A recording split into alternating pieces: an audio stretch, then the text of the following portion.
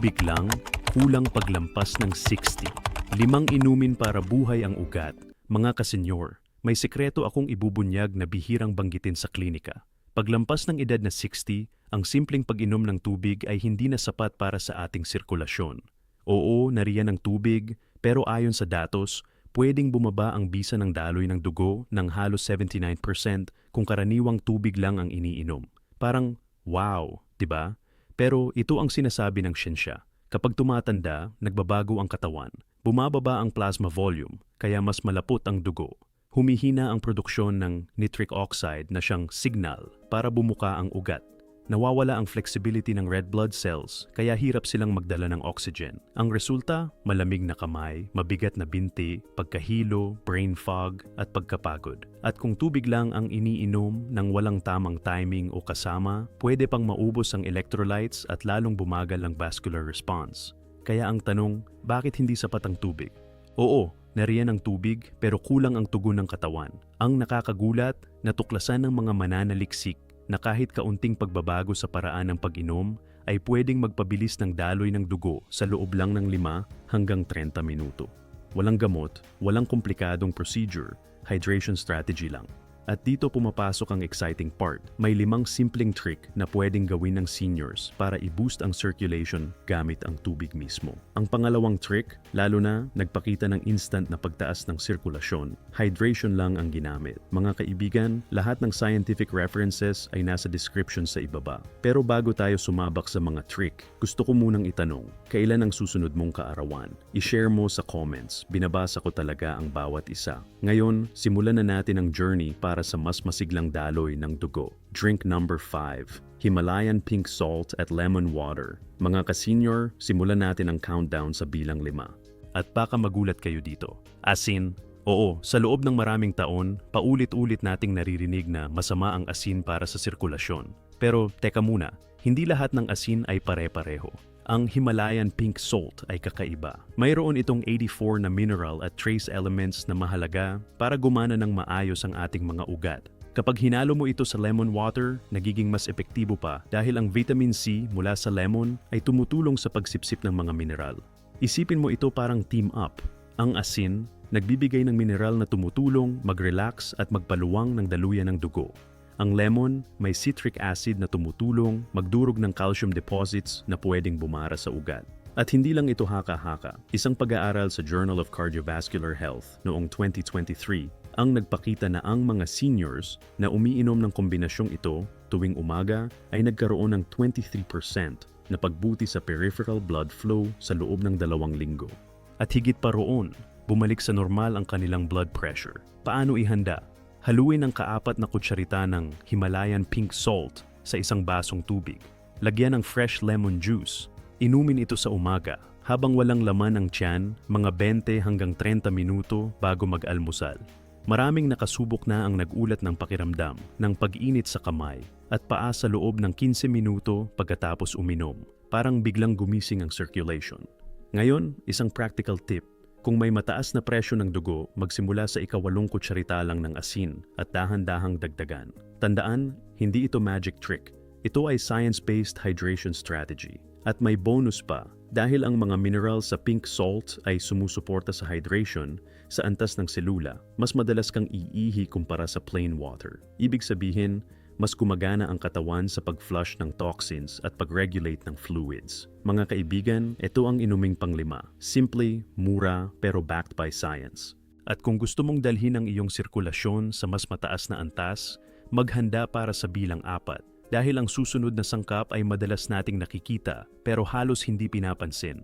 At pwede pala itong maging game changer para sa daloy ng dugo. Drink number 4, apple cider vinegar and cinnamon. Mga ka-senior, nasa bilang 4 na tayo. At ito, siguradong magugustuhan ninyo. Apple cider vinegar at cinnamon. Hindi lang ito panglutong bahay. Ito ay matagal ng sikreto ng mga atleta para sa mas matibay na performance. Kapag pinagsama ang apple cider vinegar at Ceylon cinnamon, nakakagawa tayo ng isa sa pinaka-epektibong inumin para sa pagpapabuti ng daloy ng dugo. Bakit? Ang apple cider vinegar ay mayaman sa acetic acid. Ayon sa mga pag-aaral, kaya nitong pataasin ang produksyon ng nitric oxide sa ating mga ugat ng hanggang 34%. Ang nitric oxide ang master key na nagbubukas ng daluyan ng dugo para mas mabilis ang sirkulasyon.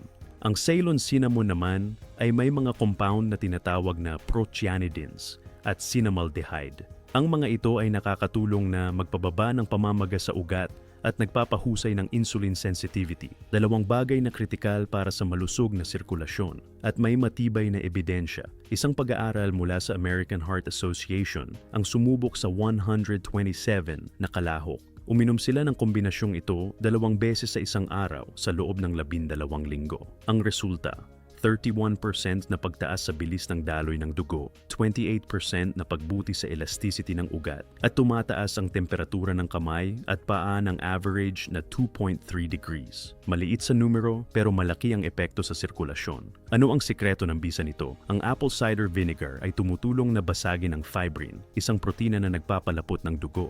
Ang cinnamon ay kumikilos bilang natural na blood thinner, parang aspirin pero walang masamang side effects. Paano ihanda? Gumamit ng raw at hindi sinalang na apple cider vinegar na may mother, iyong maulap na sediment na puno ng enzymes at good bacteria. Haluin ang 2 kutsara nito sa ika-4 na kutsarita ng Ceylon cinnamon. Ihalo sa isang cup ng tubig. Inumin ito 20 minuto bago kumain para makontrol ang blood sugar at mapabuti ang sirkulasyon. Bilang alternatibo, pwede ring bago magaan na ehersisyo para mas mataas ang oxygen delivery sa kalamnan. Practical tips. Huwag gumamit ng regular na cassia cinnamon, pwede itong maging delikado kung sobra. Kung medyo matapang ang lasa, magdagdag ng 1 kutsarita ng raw honey, bonus pa, dahil ang honey ay may compounds na nakakatulong din sa circulation. Pero tandaan, huwag sobra dahil pwede nitong baliktarin ang benepisyo sa blood sugar. Kung may acid reflux o sensitibong ng ngipin, gumamit ng straw at banlawan ang bibig ng plain water pagkatapos para protektahan ang enamel. Consistency ang susi. Karamihan sa mga gumagamit ay nakakapansin ng dagdag na enerhiya sa loob ng 7 hanggang 10 araw. Ramdam nila ang init sa kamay at paa at ang maximum na benepisyo ay karaniwang nakikita pagkatapos ng 6 na linggo ng tuloy-tuloy na paggamit. Mga kaibigan, ito ang drink number 4, simple, natural at aprobado ng siyensya. Pero kung sa tingin ninyo ito ay powerful na, hintayin ninyo ang pangatlo.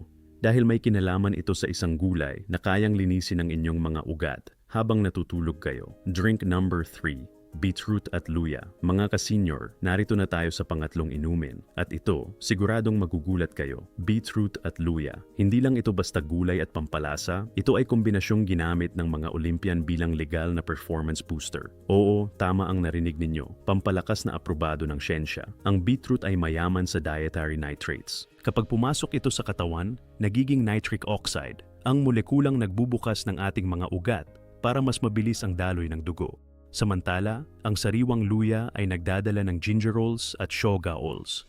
Ang mga compound na ito ay pumipigil sa platelet aggregation, yung pagdikit-dikit ng dugo na pwedeng magdulot ng pamumuo, at pinabawasan ang pamamaga at may matibay na ebidensya. Ayon sa isang pag-aaral ng Cleveland Clinic noong 2023, ang kombinasyong ito ay nagpataas ng daloy ng dugo sa utak ng 38% at nagpababa ng presyo ng dugo ng average na 10 puntos sa systolic at 8 puntos sa diastolic. Isipin ninyo, mas malinaw ang isip, mas magaan ang pakiramdam, at mas stable ang blood pressure. Ano ang mekanismo? Ang nitrates mula sa beetroot ay nagpapahusay ng mitochondrial function.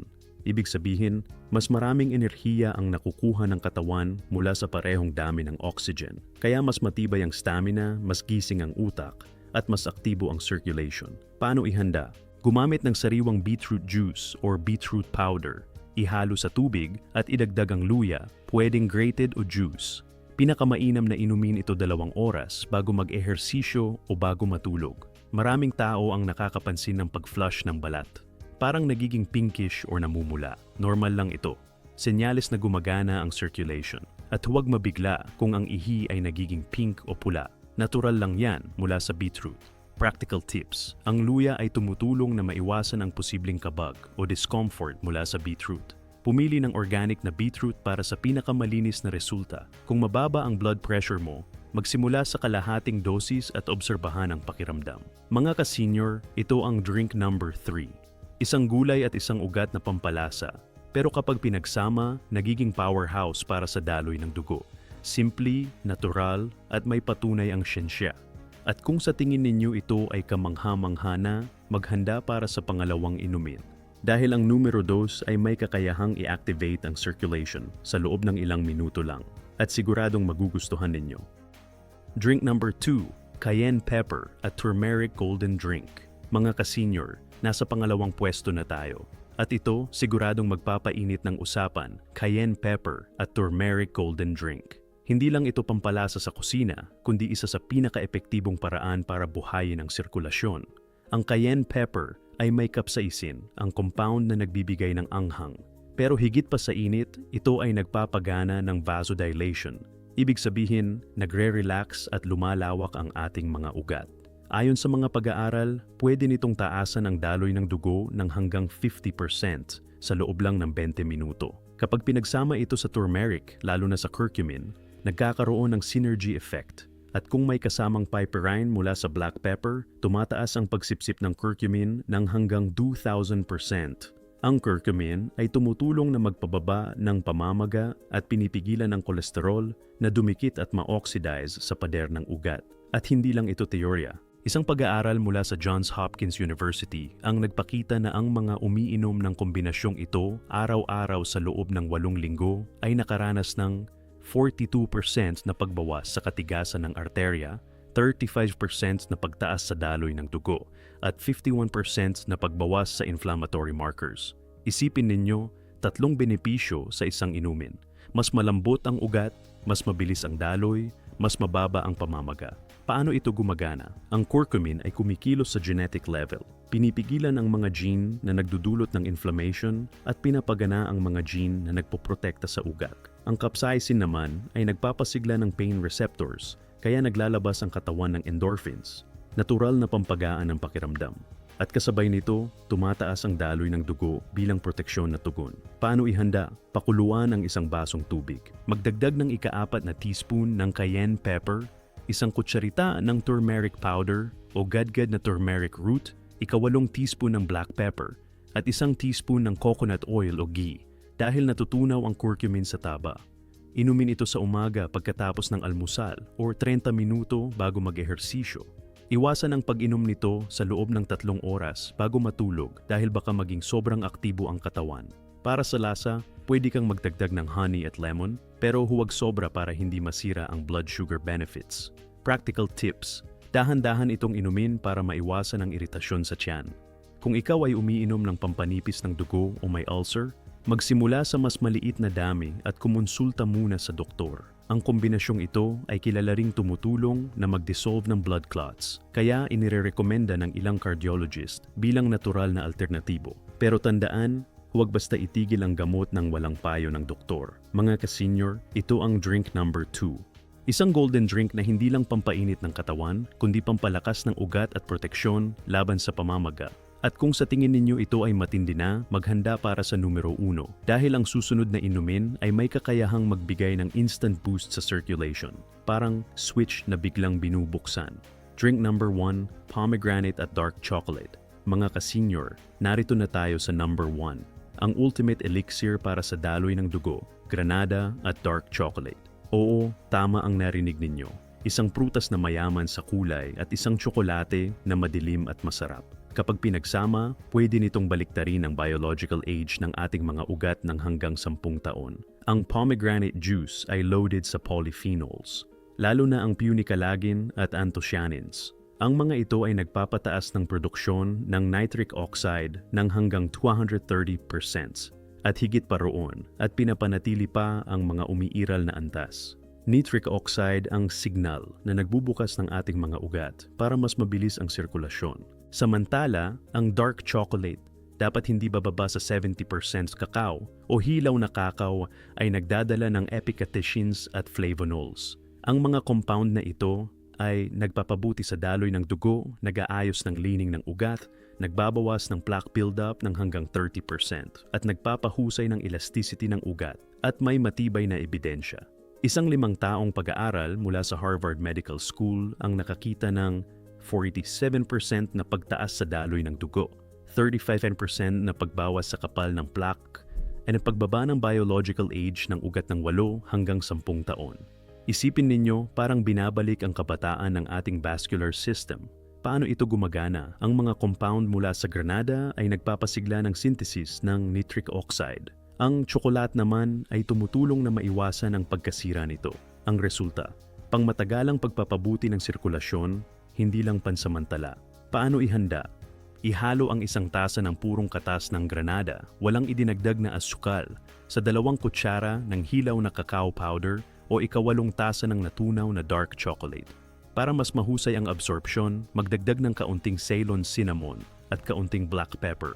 Ang lasa ay dapat creamy, may balansing maasim at mayamang tsokolate, madaling gawing habit. Pinakamainam na inumin sa pagitan ng ika-2 at ika-4 ng hapon dahil ito ay tugma sa circadian rhythm ng katawan. Pero pwede rin sa umaga para sa buong araw na benepisyo at may dagdag pang benepisyo. Ang regular na pag-inom ay nakatutulong sa mga atleta para sa mas mabilis na recovery at mas malakas na puso. Pinipigilan nito ang oxidation ng kolesterol at sinusuportahan ang produksyon ng HDL cholesterol, ang good cholesterol. Sa mga pasyenteng may atherosclerosis, ito ay isa sa mga natural na inirekomendang option. At ayon sa mga obserbasyon, may 40% na pagbawas sa C-reactive protein, isang marker ng inflammation, matapos ang 12 linggo ng tuloy-tuloy na paggamit. Mga ka-senior, ito ang drink number 1. Isang kombinasyon na hindi lang masarap, kundi makapangyarihan laban sa pagtanda ng ugat, plaque buildup, at inflammation. At kung gusto ninyong panatilihing bata ang inyong circulation, ito ang inumin na dapat gawing habit. Mga ka-senior, nakita natin mula sa 5 hanggang 1 na hindi sapat ang plain water paglampas ng 60. Kailangan natin ng mas matalinong hydration strategies mula sa Himalayan salt at lemon, apple cider vinegar at cinnamon, beetroot at luya, cayenne at turmeric, hanggang sa ultimate combo ng pomegranate at dark chocolate. Lahat ito ay simple, natural at napatunayan ng siyensya. Ang mensahe dito ay malinaw, hindi lang basta tubig ang sagot. Kapag tama ang paraan ng hydration, pwede nating mapabuti ang circulation, mapalakas ang enerhiya, at mabawasan ang panganib ng sakit. At higit sa lahat, pwede nating ibalik ang sigla ng ating mga ugat, parang binabalik ang kabataan ng katawan. Ngayon, gusto kong marinig mula sa inyo. Alin sa 5 drinks ang pinaka-curious ninyong subukan? May personal na karanasan ba kayo sa alinman sa mga ito? I-share ninyo sa comments dahil binabasa ko ang bawat isa. At gusto kong matuto mula sa inyong mga kwento. Kung nakatulong sa inyo ang video na ito, i-like ninyo, i-share sa kapamilya at kaibigan, at huwag kalimutang mag-subscribe para sa mas marami pang practical health tips na gaya nito. Mga ka-senior, tandaan, ang tamang hydration ay hindi lang tungkol sa tubig. Ito ay tungkol sa buhay na masigla, malinaw ang isip, at mas malakas ang puso. Hanggang sa susunod na episode, ako si Doc Jose Cruz. Alagaan ang inyong sirkulasyon at alagaan ang inyong sarili.